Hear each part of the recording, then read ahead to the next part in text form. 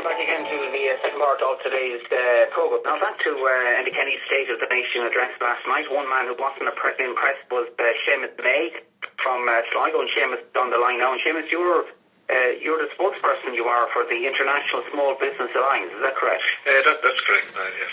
Right. You found a lot of what Enda Kenny had to say unacceptable last night. Is it because of what he didn't say or what he did say? Well, I suppose it's a combination of both, in addition to the fact that our group have been in constant touch with An Taoiseach and several other ministers since the very day they took office.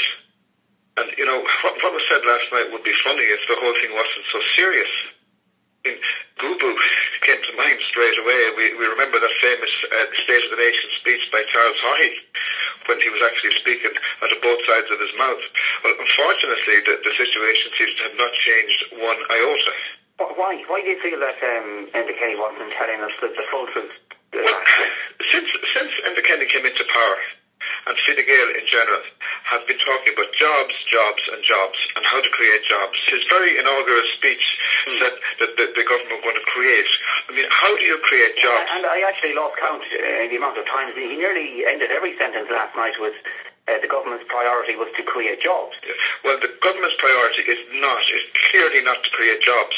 From our extensive interaction with the government's priority is to look after themselves and their cronies and incompetent senior civil servants. And far too many good people with knowledge in this country, and people brave enough to speak out, are just being pushed aside. We have brought solutions. I'm not saying they're total and complete solutions, but we believe the core issue in creating jobs is to get this country's cost base down. We are blue in the face, rising to and trying to meet various ministers. Nobody in the Fine Gael party will engage with us. And I would add, Mr. Kenny has said repeatedly that he has an open door to anybody that can come and provide ideas for job creation. Nobody. Our alliance has the idea. Our alliance has the way forward. And the Taoiseach will not meet us. Richard Bruton will not meet us. Alan Shatter will not meet us. And Minister Perry has now washed his hands of the entire matter. All right, okay. So your group, you're in the business of creating new jobs or pushing for new jobs to be created. But you have an underlying problem as well, isn't it? And you feel that certain aspects of the business in this country has been ignored by the government and has been successful ignored for quite some time. The problem is our cost base. Our cost base is too high, and our cost base is too high because of the failure of regulation. We can have the greatest little nation in all of Europe if we just do a few basic things right. We have to deal with incompetence at the highest level in the civil service. It's only yesterday, the same day that Mr. Kenny was making his speech, we've the story about Kieran Conlon that got the 35,000. Why do government cronies have to get these huge salaries, and where is the competences? Where is the track record? We must deal with these.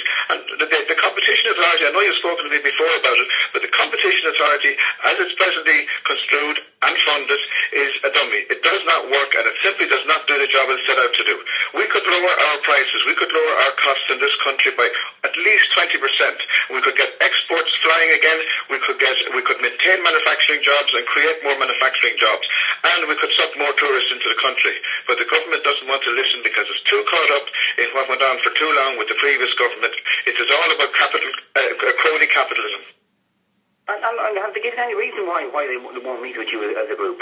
Ministers or the Taoiseach himself? Well, the Taoiseach wrote to us last week to say that he was too busy. Too busy? Too busy to discuss job creation with people that have been at the coalface of this for over 30 years.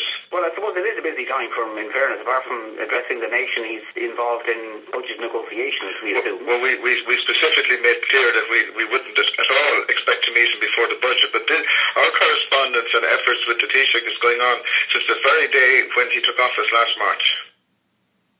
All right, okay. And did you see any merit at all in what he had to say last night, or did you take on board what he was asking the people to do, to stick with it, and they have a 4-year plan and we're on the right track? But the 4-year plan, who's going to pay for it? The people are going to pay for it.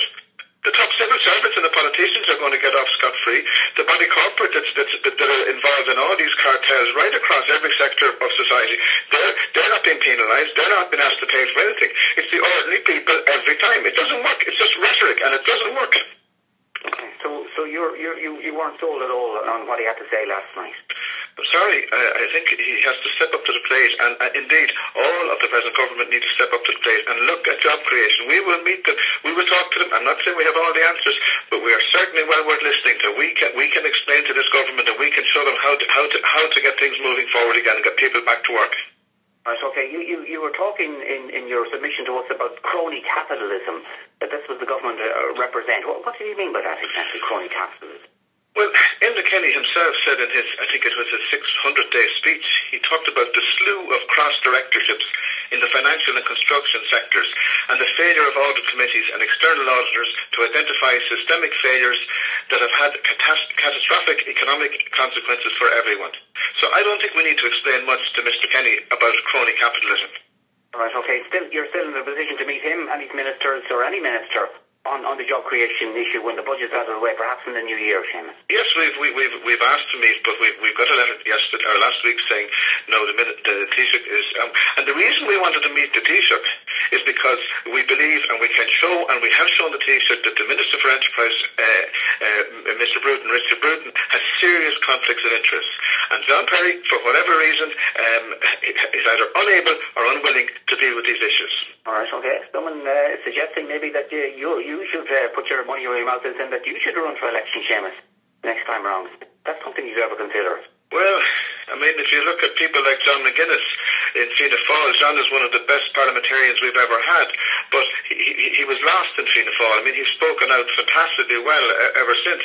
I mean, John McGuinness, in the last few weeks, he spoke about a deeply corrosive culture within the top echelons of the public service, rotten to its core and incompetent at the top levels, that still has a toxic influence on running of this country. Problem is, when good people go forward, they get sucked in. That's probably what happened with George Lee. All right, okay. And you categorise yourself in that group as well, if you were to run? Well, you might get sucked in as well, you're saying? Well, I certainly wouldn't get sucked in by anybody. I'd be always in a position to speak my mind, and we're prepared to do so. We have a very, very good group of experienced people. We're prepared to sit down with anybody that Taoiseach Enda Kenny nominates to sit down and talk to us. We'll go ahead and do that. Thanks for joining us this morning. That's Seamus Maye there of Strandhill and County Sligo, who's spokesperson for the International Small Business Alliance. End of message.